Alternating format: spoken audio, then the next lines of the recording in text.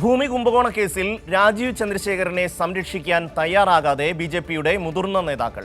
S Suresh മാത്രമാണ് രാജീവ് ചന്ദ്രശേഖരനെ ന്യായീകരിച്ച് രംഗത്ത് വന്നത്. വി മുരളീധരൻ, കെ സുരേന്ദ്രൻ, ശോഭാ സുരേന്ദ്രൻ തുടങ്ങിയവർ രാജീവിനെ പ്രതിരോധിക്കാൻ തയ്യാറായില്ല. വിഷയം കോർ കമ്മിറ്റിയിൽ ഉന്നയിക്കും. പി വി കുട്ടൻ ചേരുകയാണ്. പി വി കുട്ടൻ, ഇന്നലെ വാർത്താസമ്മേളനത്തിൽ രാജീവ് ചന്ദ്രശേഖർ സ്വീകരിച്ച സമീപനം നമ്മൾ കണ്ടതാണ്. മാധ്യമങ്ങളോടൊക്കെ പുച്ഛം, ധാർമ്മികതയും മര്യാദയും പുലർത്തുന്ന മാധ്യമങ്ങൾ എന്നോട് ചോദ്യം ചോദിച്ചാൽ മതി എന്നൊക്കെയാണ് കുംഭകോണവുമായി ബന്ധപ്പെട്ട് ശ്രദ്ധിക്കേണ്ടത്. ഈ കുംഭകോണവുമായി ബന്ധപ്പെട്ട് ചോദ്യങ്ങൾ വരുമ്പോൾ പറയുന്നത് ധാർമ്മികതയുള്ള ആൾക്കാർ മാത്രം എന്നോട് ചോദ്യങ്ങൾ ചോദിച്ചാൽ മതി എന്ന് സുരേഷിൻ്റെ തിട്ടൂരം നമ്മൾ കേൾക്കുകയാണ് അവിടെ. പക്ഷേ ബി.ജെ.പിയുടെ ഭാഗത്ത് നിന്ന് ബി.ജെ.പിയുടെ മുതിർന്ന നേതാക്കൾ ഒരാൾ പോലും രാജീവ് ചന്ദ്രശേഖരനെ സംരക്ഷിക്കാൻ രംഗത്ത് വരുന്നില്ല.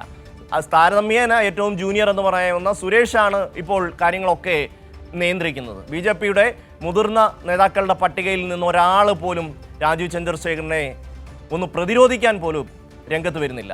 കുട്ടൻ. ഷമി, ഭൂമി കുംഭകോണ വാർത്ത ഉയർന്നു വന്നിട്ട് ഇത്ര സമയമായിട്ട് പോലും ബി.ജെ.പിയുടെ ഒരു പ്രധാനപ്പെട്ട നേതാക്കൾ പോലും രാജീവ് ചന്ദ്രശേഖരനെ പ്രതിരോധിക്കാനോ ന്യായീകരിക്കാനോ രംഗത്ത് വന്നിട്ടില്ല എന്നുള്ളതാണ് ഏറ്റവും പ്രധാനപ്പെട്ടൊരു കാര്യം. നമുക്കറിയാം, ബി.ജെ.പിക്കകത്ത് വളരെ രൂക്ഷമായ രീതിയിലുള്ള ഗ്രൂപ്പ് തർക്കങ്ങൾ നടന്നു വരികയാണ്. രാജീവ് ചന്ദ്രശേഖരൻ്റെ നേതൃത്വത്തിൽ ഒരു വിഭാഗം, അത് എസ് സുരേഷും അനൂപ് ആന്റണിയും ഉൾപ്പെടെയുള്ള നേതാക്കൾ, ഷോൺ ജോർജും ഉൾപ്പെടെയുള്ള ഒരു വിഭാഗത്തിൻ്റെ മാത്രം നേതാവായി രാജീവ് ചന്ദ്രശേഖർ മാറുകയാണ് എന്നുള്ള വിമർശനം വളരെ ശക്തമായി ഉയർന്നുണ്ട്. കഴിഞ്ഞ നേതൃയോഗത്തിൽ ഉൾപ്പെടെ അത്തരം വിമർശനങ്ങൾ വന്നിരുന്നു. വി മുരളീധരൻ, കെ സുരേന്ദ്രൻ ഉൾപ്പെടെയുള്ള മുതിർന്ന നേതാക്കളെ പല ഘട്ടങ്ങളിലായി രാജീവ് ചന്ദ്രശേഖർ ഒഴിവാക്കുകയാണ്, അവഗണിക്കുകയാണ്. തുടർച്ചയായ 2 നേതൃയോഗങ്ങളിലേക്ക് ഈ നേതാക്കളെ ക്ഷണിച്ചിരുന്നില്ല. ഇതുമായി ബന്ധപ്പെട്ട് കഴിഞ്ഞ ദിവസം ചേർന്ന തിരുവനന്തപുരത്ത് നടന്ന നേതൃയോഗത്തിൽ രൂക്ഷമായ വിമർശനങ്ങൾ അടക്കം ഉയർന്നിരുന്നു. രാജീവ് ചന്ദ്രശേഖരൻ്റെ കോർപ്പറേറ്റ് നയങ്ങൾ കേരളത്തിലെ പാർട്ടിക്ക് ദോഷകരമാകുമെന്നും ഇത്തരം നയങ്ങൾ വെച്ച് മുതിർന്ന നേതാക്കളെ അടിച്ചമർത്താൻ നോക്കേണ്ടെന്ന തരത്തിലുള്ള വിമർശനങ്ങൾ പ്രധാനപ്പെട്ട നേതാക്കൾ ഉൾപ്പെടെ ഗ്രൂപ്പ് ഭേദമന്യേ ഉന്നയിച്ചു എന്നുള്ളതാണ് നമുക്കറിയാൻ വേണ്ടി കഴിഞ്ഞ കാര്യം. അതിനുശേഷം നമുക്കറിയാം, സെക്രട്ടേറിയറ്റ് സമരത്തിൽ ബി.ജെ.പിയുടെ ഏറ്റവും പ്രധാനപ്പെട്ട സമരമായി പ്രഖ്യാപിച്ച സെക്രട്ടേറിയറ്റ് സമരത്തിൽ ഉൾപ്പെടെ കെ സുരേന്ദ്രനും വി മുരളീധരനും ഒക്കെ മാറി നിന്നിരുന്നു.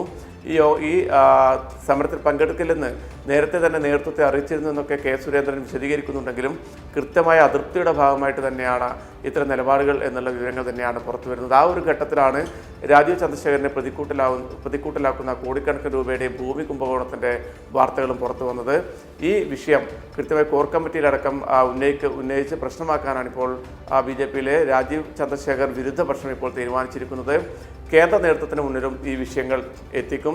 ഏതായാലും തദ്ദേശ തെരഞ്ഞെടുപ്പും നിയമസഭാ തെരഞ്ഞെടുപ്പും ഒക്കെ അടുത്തിരിക്കെ ബി.ജെ.പി സംസ്ഥാന അധ്യക്ഷൻ്റെ പേരിൽ ഉയർന്നിരിക്കുന്ന ഇത്തരത്തിൽ കോടിക്കണക്കിന് രൂപയുടെ ഈ ക്രമക്കേട് സംബന്ധിച്ചുള്ള വിവരങ്ങൾ ബി.ജെ.പിക്കകത്ത് വലിയ ക്ഷീണമുണ്ടാക്കുമെന്ന കാര്യത്തിൽ തർക്കമില്ല. ഏതായാലും കെ സുരേന്ദ്രൻ ഇന്ന് 12 മണിക്ക് കോഴിക്കോട് വാർത്താ സമ്മേളനം വിളിച്ചിട്ടുണ്ട്. അതിനകത്ത് ഏത് തരത്തിലുള്ള പ്രതികരണമാണ് അദ്ദേഹം നടത്തുന്നത് എന്നാണ് നമ്മൾ കാത്തിരിക്കുന്നത്.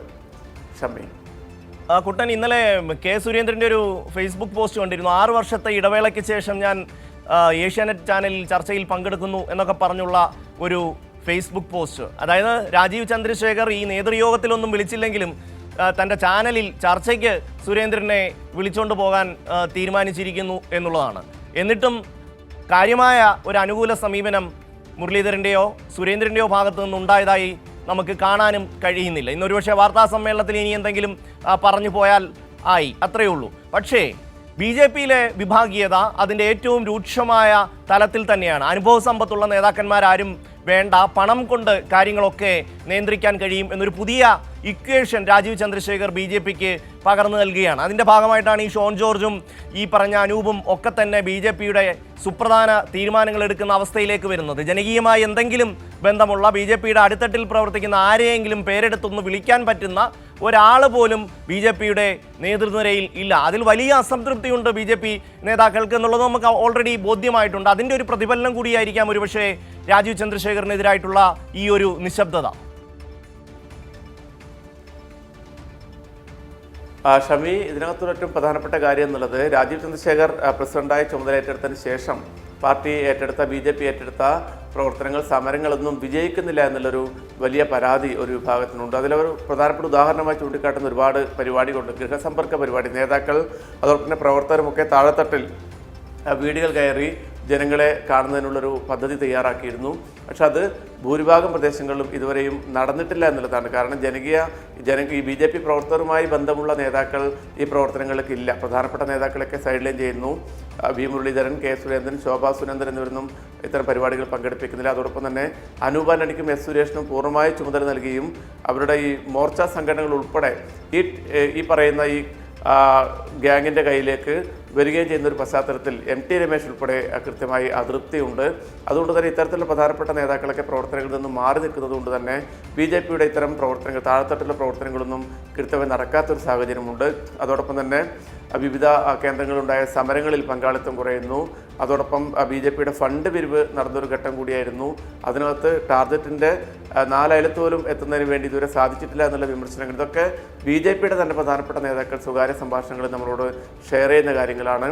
അതുകൊണ്ട് തന്നെ നേതാക്കളും പ്രവർത്തകരും ഒക്കെ വലിയ അതൃപ്തിയിലാണ്. ഈ ഒരു കോർപ്പറേറ്റ് സംവിധാനം ആണ് BJPക്കകത്ത് രാജീവ് ചന്ദ്രശേഖർ നടപ്പിലാക്കുന്നത്. രാജീവിന് ഇഷ്ടമുള്ള ഈ പറയുന്ന സുരേഷ്, അനൂപ് ആന്റണി, ഷോൺ ജോർജ്, ഇവർക്കൊന്നും സുരേഷ് BJPയുടെ തിരുവനന്തപുരം ജില്ലയിലെ മാത്രം ഒരു നേതാവായിരുന്നു.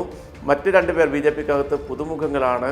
ഇവരെ ഉപയോഗിച്ചുകൊണ്ടാണ് ഈ സംഘടനാ പ്രവർത്തനങ്ങൾ മുന്നോട്ട് കൊണ്ടുപോകുന്നത് രാജീവ് ചന്ദ്രശേഖർ. അതുകൊണ്ട് തന്നെയാണ് പ്രവർത്തനങ്ങളൊന്നും വിജയിക്കാത്തത് എന്നുള്ള, അതായത് കേരളത്തിൻ്റെ രാഷ്ട്രീയ സാഹചര്യത്തിന് പറ്റുന്നൊരു രാഷ്ട്രീയ സംസ്കാരമല്ല രാജീവ് ചന്ദ്രശേഖർ പിന്തുടരുന്നത്.